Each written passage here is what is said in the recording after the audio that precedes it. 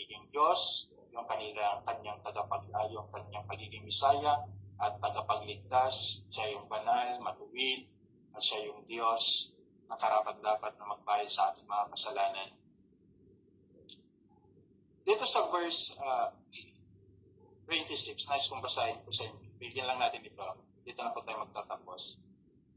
25 to 26, sabi niya, kayo ang mga anak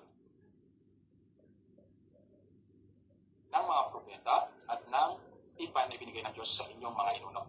Nabanggit po dito sa Abraham, na sinabi kay Abraham at sa pamagitan ng hindi ay pagpapalain ang lahat ng mga angkan sa lupa. Ignore the word kasi. Ilan po sa inyo kung nagpo-quote dito? Meron pa akong kilalang pastora kinukot lagi dito noon. Genesis chapter 12, verse 2 and 3. He translated this verse as a material blessing, physical blessing. Pero hindi nila nakita dito sa aklat ng Acts, pinaliwanag ni Pedro.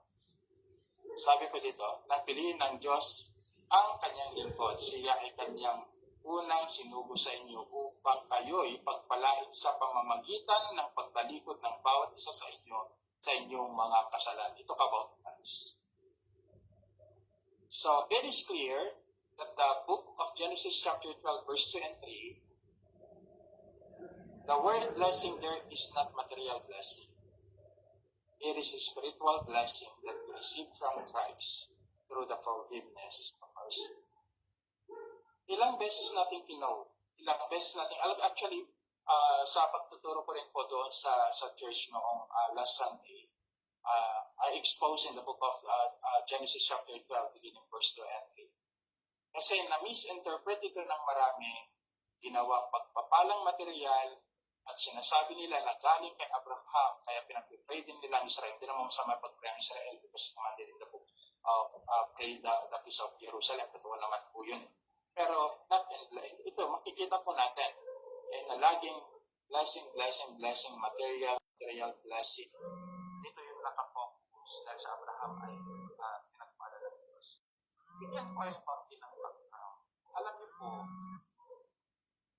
sa Abraham, Genesis chapter 11, hindi po siya ang unang tumanggap na first last verse. Ay saling lang ito kay Abraham, pinagtibay doon sa verse 8.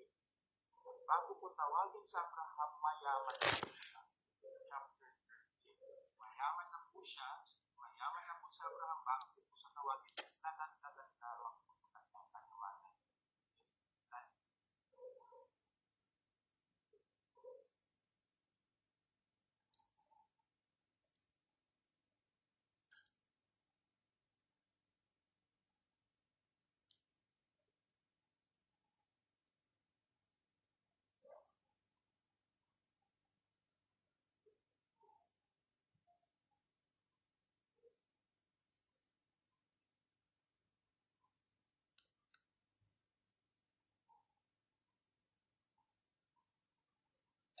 Ngayon, nangako ang Diyos kay Abraham na sa kanyang supling hindi sinabi at sa kanyang mga supling na ang tinutukoy ay marami, kundi sa iyong supling na isa ang tinutukoy ay si Kristo. So, the promise of God, the Abrahamic covenant is not fulfilled to Isaac. Okay, yung pinakapangako talaga ng Diyos. Although, i-promise yung sa salitang I will multiply you, oo, nangyari yon. Okay, kay Abraham. Pero yung pinaka-main ay napangako ng Diyos na sa kanyang binhi magmumula. Okay, ang pagpapala dahil sa kanyang binhi yan ay pagpapalain ng buong mundo. It is not Isaac but fulfilled in Christ. Kaya sabi doon, hindi mga binhi. Kaya ibig sabihin, binhi which is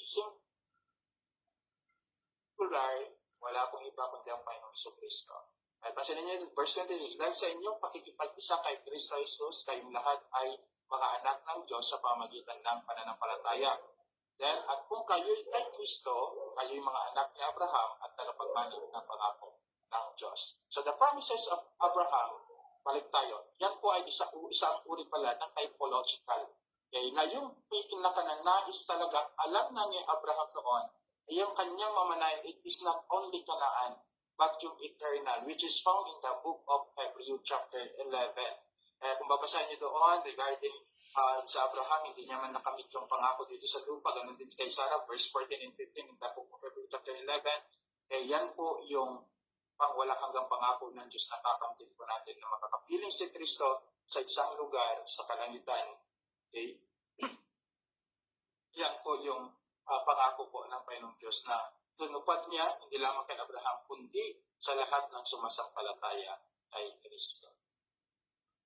So, sana magkaroon din ng konting linaw sa inyo itong aklat po ng Genesis chapter 12. So, nakakalungkot po too much literal nabasa lang sa verse, hindi na po inaral, hindi na po hinanap ang connected verses and chapters of the scripture to make it clear these particular chapters in the book of Genesis chapter 12. Kaya katulad sinabi ko, konting ingat lamang po when we're sharing the Word of God, because the Word of God, laging tandaan ko sinasabi ko sa inyo, may sarili na po siyang pagpapaliwanag. Just study, research, study. Makikita po ninyo yung sagot mismo ng banal na kasulatan sa mga talata na dapat po natin bigyan linaw at dapat po natin. Kaya kung lahat ay Lord, salamat po sa inyo pong mga salita sa aklat po ng Gawa chapter 3. Dalayan po, Diyos, na pag-uusap po namin ay magkaroon po ng rema at may pamuhay po namin ng mga talatang ito. Kung saan